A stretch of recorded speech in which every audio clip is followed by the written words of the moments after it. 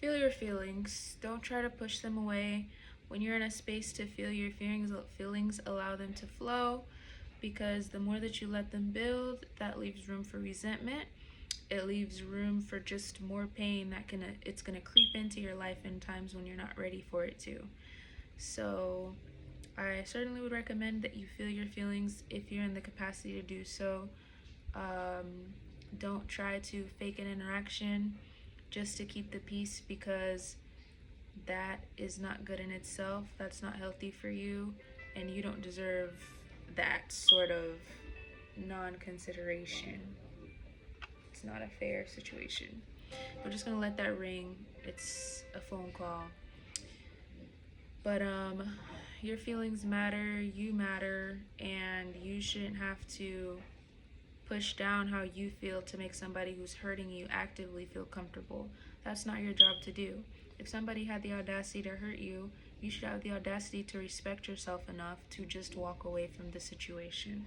There's no need to stay there and placate the person who's hurting you actively and doesn't care, or somebody who hurt you and isn't willing to apologize. You don't have to placate their emotions, because they have shown you that they don't care about yours. They have shown you that they don't have the ability to apologize. They don't have the ability to reconcile the problem directly or seek out what the problem is.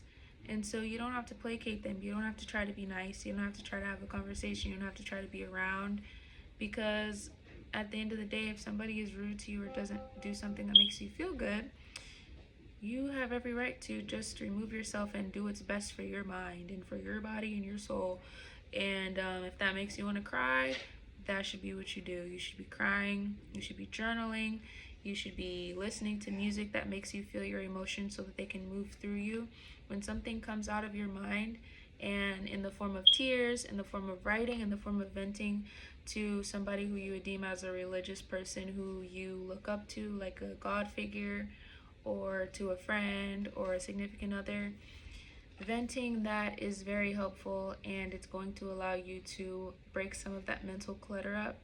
That doesn't mean that the pain's immediately going to go away. Typically, pain takes a while to go away, but at least you would have released it from your mind, and you would have processed some of those emotions versus allowing them to just sit in your mind and rot. And that is how we build resentment. That's how we build unhealthy habits. That's how our resentment shows in ways that we don't even think it is, but we don't realize it is because we've been burying things for years. Very common to bury things. I've buried things before. I know I'm not 100% healed. There's things that I still need to work on with other people, and it's a real process. That's why it's good to feel the emotions as they come up, because you can try to put these emotions on the back burner and then you forget to feel them again, and then the only time that you feel them again is when you're triggered again, or when a person does something that you don't like. And so you don't want to not be in control of when your healing occurs in that way, to where, oh, now it's kind of already built resentment and now it's going to be even harder to fix this problem because I haven't even I didn't work through the emotions when they were naturally there, more raw. When the feelings are more raw, you can pull out more things and you can remember the reality of the situation to be able to recall it better and all that stuff. Um, yeah. But today I tried curlers on my hair. I think they're kind of cute. The curls are so like defined and cute. Um, but yeah, feel your feelings. Don't push them down. It's not beneficial to you. You might think that it's helping. Drinking is not a healthy, obviously, habit. Avoidance through social media is very common. I've dealt with that a lot. Avoiding my feelings through filling my mind with media. Media can be music that is dismissive to your situation, that doesn't directly speak to how you feel, something that is trying to cover it up or put a band-aid over a huge gash.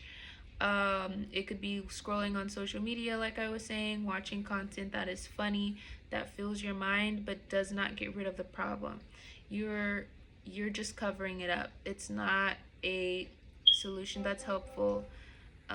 I think that cleaning your space can contribute to a healthy habit that you can do when you do feel a negative emotion. Cleaning your space is good. It's always helpful to declutter. It helps you declutter your mind. It actually might lead to you wanting to feel your emotions more. So, cleaning your space is good. Listening to music that makes you feel the pain is good. Stretching is amazing. Going to the gym is great because it releases the endorphins, and it also releases sweat, which carries stress. And so that's a healthy habit as well. Going for walks, journaling. It could be playing an instrument. Maybe you're playing a sad song that relates to the emotion that you're feeling. That'll be able to allow you to vent it in another outlet that's healthy for you. Just allowing your emotions to run through you and not covering them with something else that is to placate you and not to make you feel those uncomfortable feelings that you feel. Very necessary. Um, yeah, you don't want to be old and have all this resentment and this hatred, and you're like, where does it come from? Why do I feel this way all the time? And it's based on the work that you never wanted to do because it was too heavy and it was too hard. And now you just have all this resentment and pain, and you're older and you're stuck in your ways, or you're stuck in this negative mindset and you can't understand where it comes from. And as we age, as you age, you can still learn new things.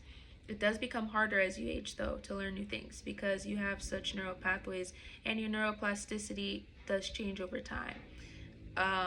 But when you create strong neural pathways, it is harder to change them later on than it is to change them as early as you possibly can. Like if you realize that you have resentment for someone, doing it immediately, neuroscientifically, will be your best bet and the best route to take to actually be able to heal those problems and resentments and traumas and everything else. Um, yeah, doing it with substances, not it's not a good idea. It's not a good idea. It can allow you to become dependent on those things. Just just feel your emotions and release them in whatever way feels right to you.